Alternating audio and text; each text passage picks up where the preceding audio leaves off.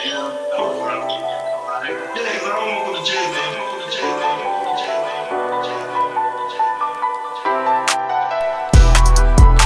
don't wanna see me win.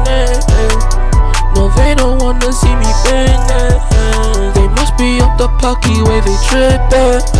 Just tryna get to that money, I ain't saying that. Why they tryna send up back to jail? All I wanna do is get this money and prefer. Police knocking on my door, I don't know what to do. I look like a fool, what they tryna see me do? Body on me, I don't know what I've done.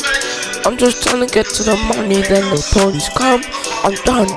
I might have to live my life on the run, yeah, or some, yeah. I don't want no court case, I just want to get this money in the case. Just a few weeks after winning yet another NBA championship, the Lakers have already pretty much renovated that entire roster. They picked up the top two bench scorers in the NBA, and Dennis Schroeder and Montrezl Harrell. Also improved their three-point shooting by adding Wesley Matthews to a team that ranked 21st in three-point percentage last season, and re-signing KCP to a new 3-year deal. Yeah, that should help in that area also. All right, to dig a little deeper into NBA free agency, we've got our front office insider Bobby Marks with us, and give Rob Pelinka and that front office in LA a lot of credit for what they've done for the team that's about to be defending a championship. But considering what they've done, what else can they do? Yeah, rarely do we see a team flip their roster over, right? Of course, they still have LeBron James and Anthony Davis, but Wes Matthews, Montrezl Harrell, and Kentavious Caldwell-Pope, of course, is back. Dennis Schroeder, they've added. Now, this is what they have left to do. They've got 4 roster spots. They only have the veteran minimum exception that's worth about $2.6 million. But here's the challenge. They are hard capped, so you need to fit those spots under that number, $6.5 million. The challenge becomes is, and here's a player that's being linked to them, is a player like Marc Gasol. To get Marc Gasol, it's got to be on the veteran minimum exception, unless you can try to work out a sign and trade, possibly for someone like JaVale McGee. The hard part is he only makes $4 million, so you've got to make the money work. But so far, this team has really reshaped itself. Best team in the West right now. Yeah, it'd be interesting if Gasol wants to go West and try to win a second NBA championship. All right, so let's talk about some of the another team, Bobby, that maybe he's not getting the attention it deserves based on what they've done with their roster. Yeah, that's the Portland Trailblazers. That's a team that was just fighting to get into the playoffs last year, sneaks into the 8th seed. I've got them as a number 2 team in the Western Conference right now. Yes, they get an A+ for the offseason. I know we don't give trophies for the offseason. No, we do not. But they're getting it from me. And I think when we look at their roster, here's what they've been able to do. They've added Robert Covington from the Rockets. They've re-signed Rodney Hood. Of course, Damian Lillard, C.J. McCollum, and Jusuf Nurkic is back. But this is what I really like. Carmelo back for another year. Derrick Jones from the Heat. Zach Collins returns. Enes Kanter. Harry Giles. And this is what I call them. I called it the $40 million club, right? Kanter and Covington in trades, free agents, Hood, Anthony Jones, and of course, Harry Giles. And where I see them, this is a top 4 team in the Western Conference. You know, they're way up there in the Pacific Northwest. Oftentimes they kind of get overlooked, but you got to give Neil O'Shea credit for what they've done so far. And Bobby Marks said they're number 2 in the West right now. We'll see how that plays out throughout the season. Bob, appreciate it. Wojnarowski, a couple of all-star players have earned max contracts. We start in Boston, where Jason Tatum has agreed to a 5-year, $163 million extension with the Celtics. It includes a 30% escalator clause that could turn that guaranteed 163 into $195 million should Tatum make one of the 3 All-NBA teams. The 22-year-old averaged career highs of 23 points, 7 rebounds, and 3 assists last season. Celtics went to the Eastern Conference Finals for a second straight year. Also grabbing a max bag, Donovan Mitchell.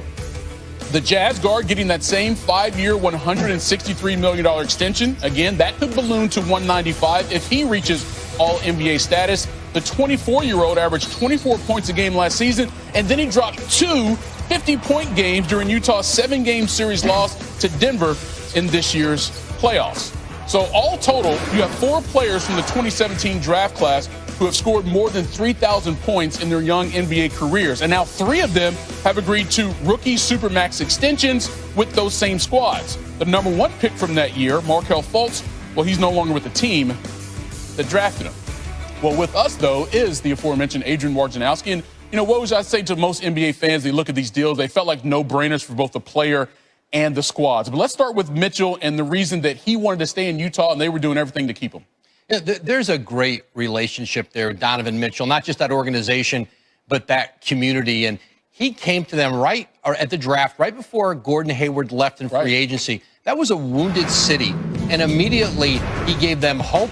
And they realized very quickly they had a superstar and a player to build around. And now he comes back. You saw what he did in the bubble.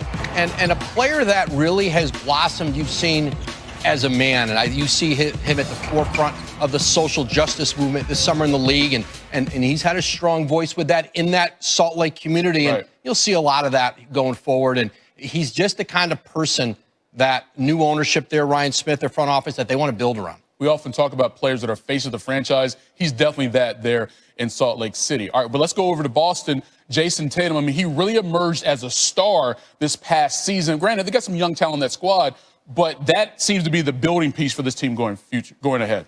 Absolutely, especially you've seen some stars come and go from Boston. True. Max players, Kyrie Irving, Al Horford, and then Gordon Hayward. But Jason Tatum is the player now, 5 years, close to $200 million, like Mitchell, with one more All-Star appearance. And you've already seen with Tatum, he is a player. He can be the best player on a championship team. And, you know, for this Celtic organization with such a history of great ones, he's one you imagine up in the rafters someday. It's not easy to get your number up there, but you imagine it up there. And he's now, for them, with Jaylen Brown and, this young core they have, he's the centerpiece. Yeah, I give a lot of credit to Danny Ainge, not only just drafting Jason Tatum out of Duke, but realizing that he could be a cornerstone for this organization going forward. Woj, as always, appreciate the time, brother. Thanks, Mike. All right.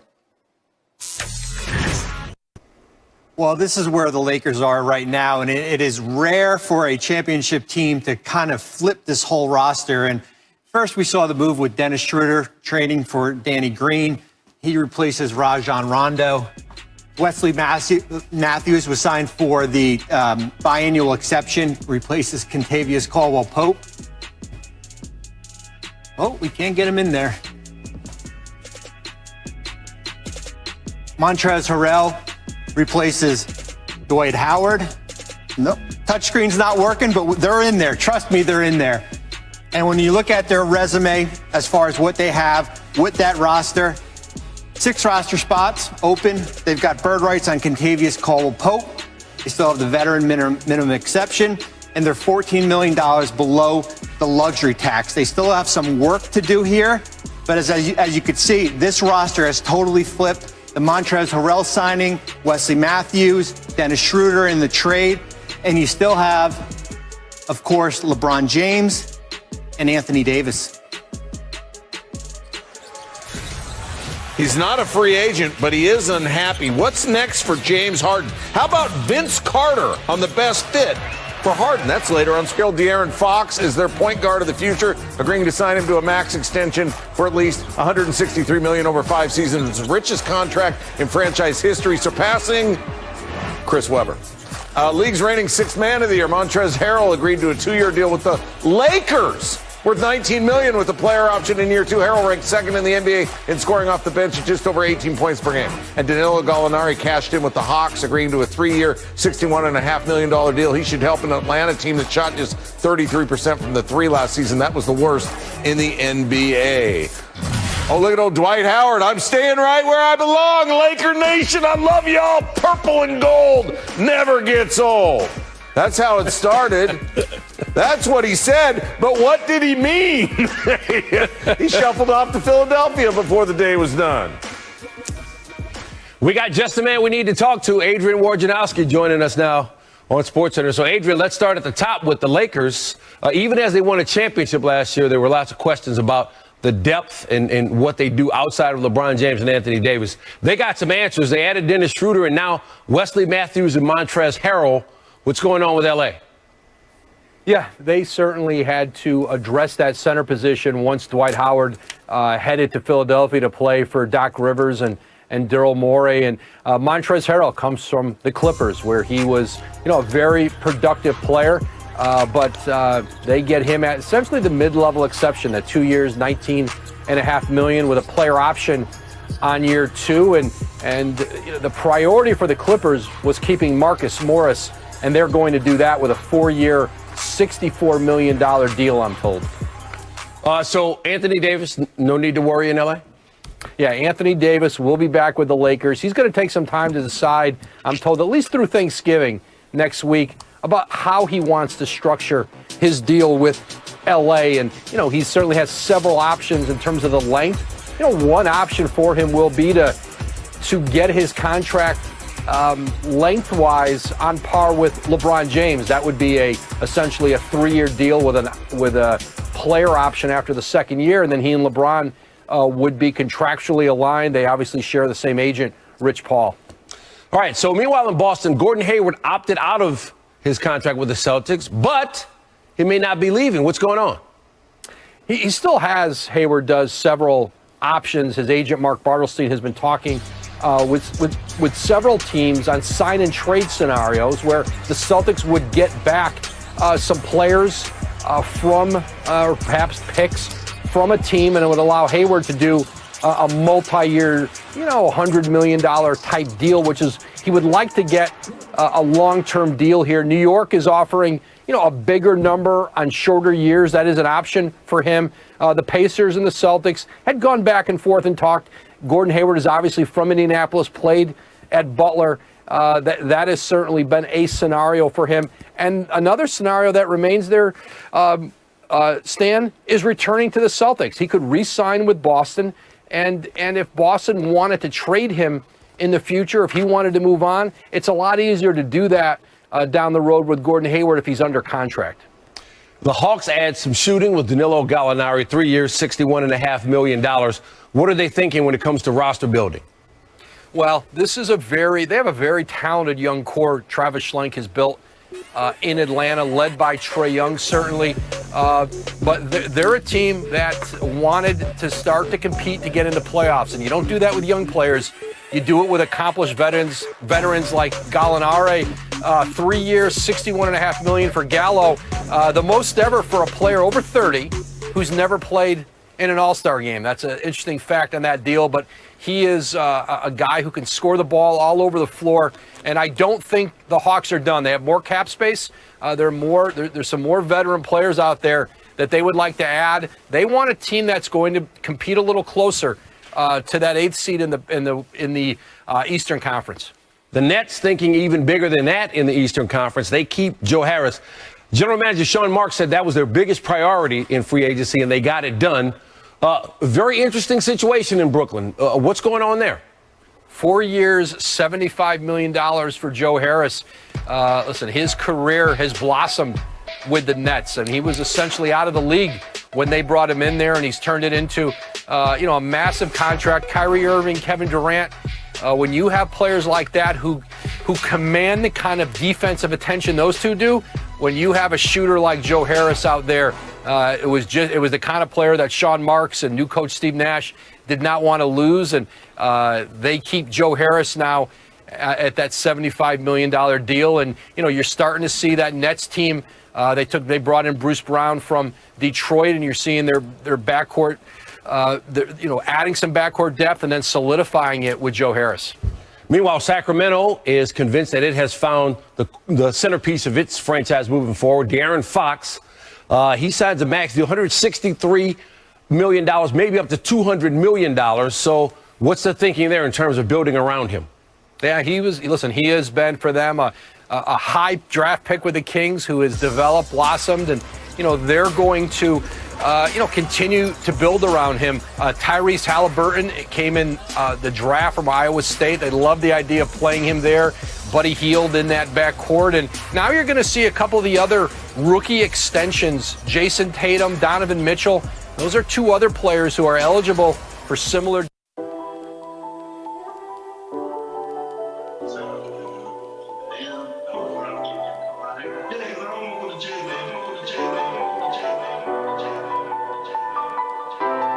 Oh, you gangsters think you tough, knowing you ain't bout that life. Okay, now we call your bluff, this time that you pay the price. Oh, you scared, huh? Police bout to read them rights. I don't wanna go to jail, man, might not get no bail, man. You gangsters think you tough until them rollers pull them cuffs. Okay, now we call your bluff, you just be talking all that stuff. Oh, you a big dog, huh? Cut it out, boy, not even close. I don't wanna go to jail, man, I'm broke, can't get no bail, man.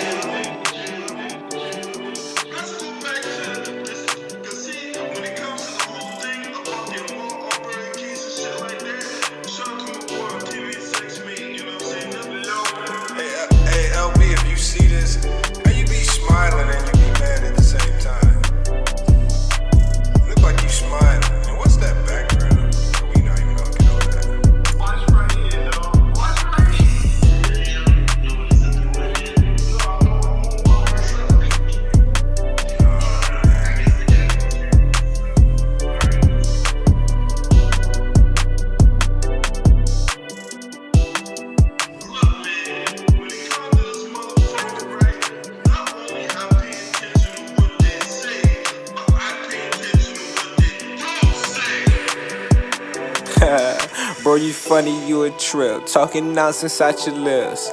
Neighbors, they complaining. Tell you calm it down a bit. Now you Mr. Tough Guy. Like, fuck all that shit. Until them blues come knocking, now you sounding like a bitch. Oh, you gangsters think you tough, knowing you ain't bout that life. Okay, now we call your bluff. This time that you pay the price. Oh, you scared?